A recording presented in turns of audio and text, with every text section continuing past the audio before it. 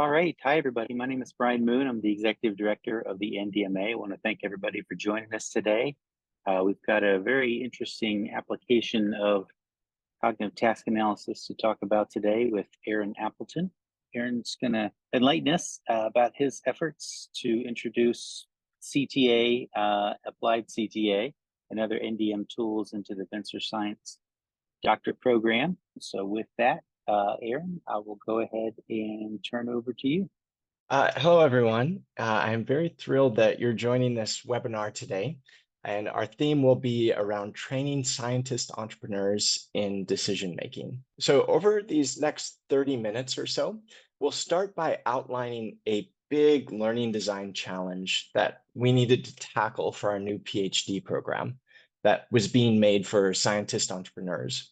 We'll then dig into how folks from the naturalistic decision making community like Rob Hutton, Julie Gore, and Laura Miletillo, as well as several other collaborators, helped us to create a course that we called Complex Decision Making, which used applied cognitive task analysis in a new way, and then blended together approaches of educational games and project-based learning, which resulted in probably one of the weirdest but most enjoyable courses I've had the chance to be involved in. So by way of introduction, my name is Aaron Appleton. I'm an American that's living in London in the UK. I'm the head of a new PhD program called the Venture Science Doctorate. And the Venture Science Doctorate is a fully accredited and funded PhD program in scientific invention. It's unique from other PhD programs in that it's embedded within a venture studio called Deep Science Ventures, whose focus is on creating science companies in four main areas in climate, agriculture, computation, and pharmaceuticals. And our PhD program runs the same innovation model that Deep Science Ventures uses that has produced 40 science companies, which have received funding from folks like Elon Musk, Bill Gates, Sam Altman, and many others. And the Venture Science Doctorate program culminates with each PhD candidate incorporating a science company. So I'm going to start this webinar by digging into a specific learning design challenge we faced when building the Venture Science Doctorate curriculum. In the 7 years of running Deep Science Ventures, one of the skills we identified that's key to entrepreneurial success is the ability of founders to make effective decisions that are under conditions with high uncertainty and time pressure. So our learning design challenge was to train first-year PhD students in how to make complex decisions as founders of early-stage science companies. So we knew we needed to design a learning experience around decision-making that both had a rigorous theoretical grounding, but also a history of successful application across industries. And after some conversations with folks at Schmidt Futures, who's one of our funders, we were introduced to naturalistic decision making and your methods of eliciting tacit knowledge from experts, in particular, the cognitive task analysis. And I was especially impressed by how versatile the CTA is and how it's been so successful as a tool to accelerate decision-making expertise across very varied sectors, everything from defense to healthcare to scuba diving, even day trading, and many, many more. So with the decision to put CTA at the heart of this new PhD course, we needed to put some other building blocks of the learning model in place. We started with determining the foundational theories of learning that we wanted to build the course on. One theory of learning I've found particularly impactful is constructionism. Constructionism is all about the first part of that word, constructing. It comes from decades of compounding research from folks like John Dewey, Lev Vygotsky, Jean Piaget, and then some fine-tuning or honing by Seymour Papert. And this research primarily points to the findings that people learn especially well through the hands-on process of creating something. In scientific terms, This embodied and inactive construction provides a link between sensory and abstract knowledge, and it generates understanding through better perception and action coupling to affordances within an environment. One of my favorite quotes about constructionism comes from the late Seymour Papert, where he stated that better learning will not come from finding better ways for an expert to instruct, but from giving the learner better opportunities to construct. So this constructionist approach, we then combine that with designing for learner motivation, which self-determination theory describes as fulfilling the three basic psychological needs of autonomy, or providing learners with the ability to make their own meaningful choices, of relatedness, providing learners with opportunities to connect with others in the learning experience in a way that makes them feel that they matter to each other. And then competence, being able to experience efficacy and a strong sense of progress throughout the learning experience. You'll probably see some familiar faces here, Rob Hutton and Julie Gore. They both have these great backgrounds in having played key roles in developing applied cognitive task analysis, but also in working with a wide range of clients and industries to apply CTA to their needs. Rob and Julie engaged with us at the Venture Science Doctorate as subject matter experts. And we worked together to create the syllabus for the course, with most of the focus being on developing the 6 core project milestones that our PhDs would be working on, and then a rubric with how to assess the quality of that project work. So we narrowed in on an approach to train our PhDs in how to use CTA, not really as human factors professionals would, but more as a helpful tool for time-constrained leaders in business to get a quick but high utility insights into effective decision-making. So the spaces where our PhD candidates engage with learning experiences were also an important consideration for this course. From an embedded cognition perspective, the learning environment invites certain types of actions, conveys spatial cues that set the emotional tone, and provides some of the initial constraints.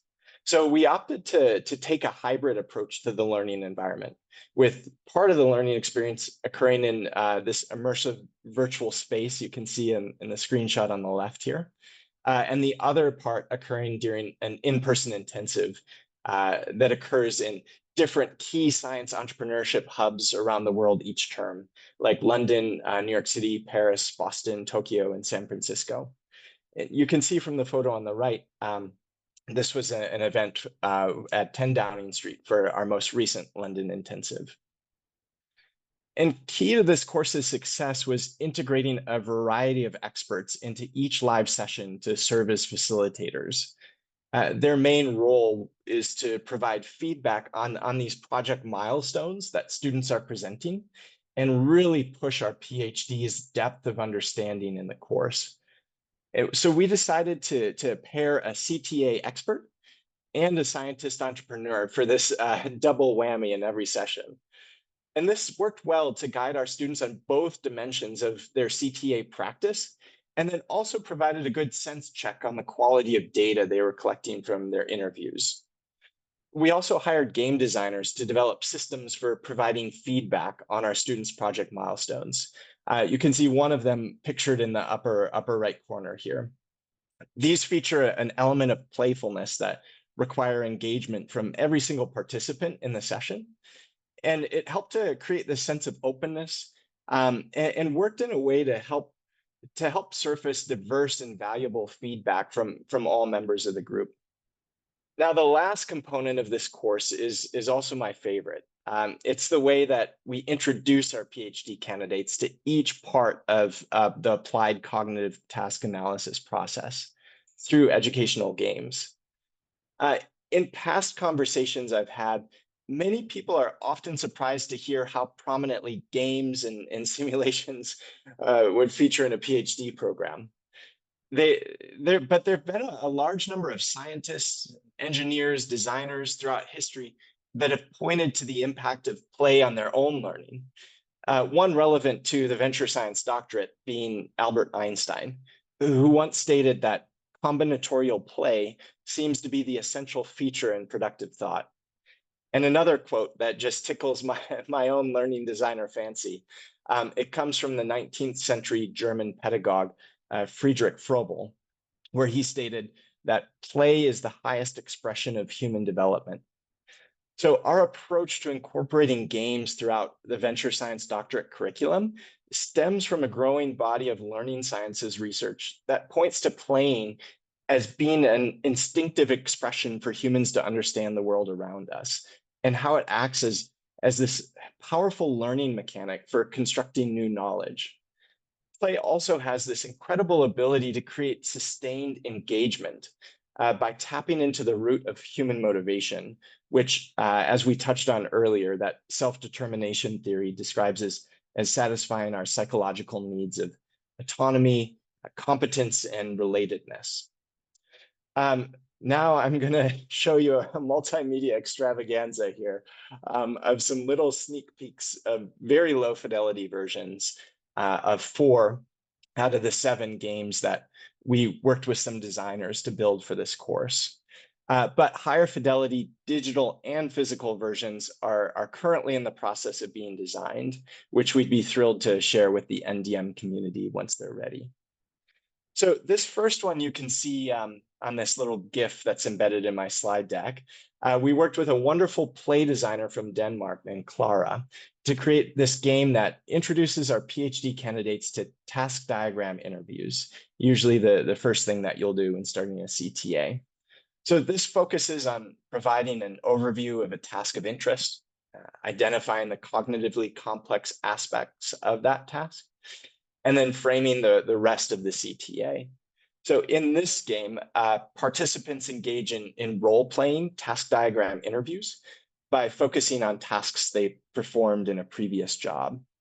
And students will then use this same structure to perform real task diagram interviews with science entrepreneurs as a part of their upcoming project milestone. In our knowledge audit game, our PhD candidates are introduced to knowledge audit interviews. This focuses on contrasting expert and novice performance on a task that they're interested in and elicits specific and detailed information about that task. So in this game, participants start by mixing and matching descriptions with probes and then proceed to simulating an interview with each other where they use these probes. Again, students then use this same structure to perform real knowledge audit interviews with science entrepreneurs as a part of their next project milestone. In our simulation interview game, we focus on highlighting cognitive elements of a task within the context of a challenging incident. It shows how experts think and carry out tasks and identifies potential errors a novice might be likely to make. In this game, participants collaboratively mix and match titles and prompts, then reorganize them on the simulation interview table in a logical sequence. They then role play by presenting challenging scenarios to each other, all the while integrating playful but realistic disruptive interviewee behavior that they might encounter in their upcoming interviews. The last game we'll highlight here out of the 7 we designed for the course is our cognitive demands table game. In it, we split our students into groups of 2 and give them some data to work with. They then focus on synthesizing that data across multiple interviews, multiple interview types, then organizing that data, and finally finding patterns in the data. This serves as a way to represent students' key CTA findings from all the interviews they did throughout the course. With all the CTA interviews, synthesis, and analysis completed, we now needed a way to share all this tacit knowledge that was elicited to the greater science entrepreneurship community. So we created a book called An Atlas of Venture Science, Complex Decision Making for New Science Founders. And this shares all the insights our students collected from successful science entrepreneurs they interviewed on a range of tasks, from how to establish your first customers, to how to find a co-founder, and another one on how to crystallize the vision for a technology you want to develop. It also features some of, as my wife says, the most elegant one-handed modeling she's ever seen. So this book consolidated all of our students' CTA work and then culminated in a book launch party during our London intensive. So this book is meant to serve as a practical and evolving guide designed to help founders navigate complex decision making in the world of science entrepreneurship. It's also a living document. So each year, as a new cohort of students engage with the CTA, they'll contribute new chapters, continually expanding its scope and relevance until hopefully eventually it becomes an actual atlas size. Well, just wanted to take a moment to say, again, thank you so much for spending this time with me. I would really love to connect with you. So please feel free to add me on LinkedIn if you like by just typing in aaronappleton.com, and that'll take you right to my LinkedIn. And I'd now like to turn things back over to Brian to either jump into the next part of the webinar, or if fitting, happy to have a few minutes of Q&A.